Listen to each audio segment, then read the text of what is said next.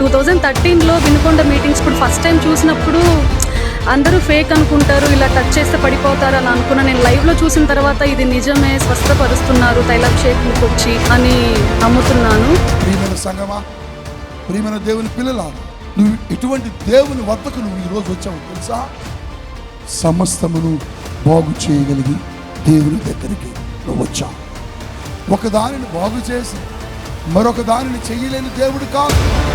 ఒక డాక్టర్ ఒక వ్యాధిని బాగు చేయలేడు. కానీ నువ్వు నేను ఆరాధిస్తున్న దేవుడు ఎవరంటే సమస్తమును బాగు చేయగలిగిన దేవుడై ఉన్నాడు. ఇక్కడ రియల్గా స్వస్థతలు జరుగుతున్నాయి.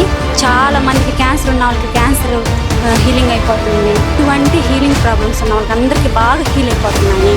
ఇక్కడ బాగా స్వస్థతలు జరుగుతున్నాయి. ఇది రియల్, ఇది ఫేక్ కాదండి.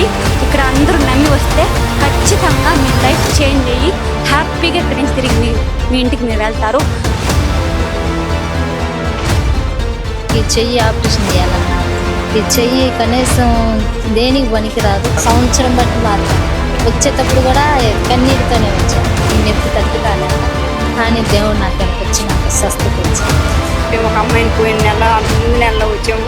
ఆ అమ్మాయిని తీసుకొచ్చి ఆ అమ్మాయికి లివర్ క్యాన్సర్ అన్నారు. ఆ లివర్ క్యాన్సర్ కూడా ఆ అమ్మాయికి తగ్గిపోయి నార్మల్ రిపోర్ట్ వచ్చిందని చెప్పారు. మళ్ళీ అమ్మాయి వచ్చి సాక్ష్యం చెప్పింది. ఇక్కడ జరిగాయని నిజాలేనన్నా.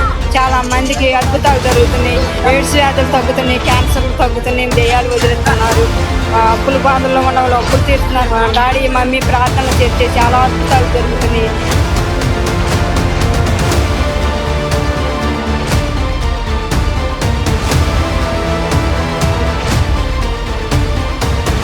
మా తోడుకోళ్ళ బాబు చిన్న గొడవ అయ్యి బాబు అక్కడి నుంచి వెళ్ళిపోయాడు, చనిపోయాడు అనుకున్నాం. మేమైతే చాలా బాధ వేసింది. అన్నయ్య వచ్చి మరి చూసి ప్రార్థన చేసి నీ బిడ్డ తప్పకుండా దొరుకుతాడమ్మా, మీకు అదేం లేదని చెప్పినప్పుడు ఆ బిడ్డ వారానికే తిరిగి వచ్చాడు.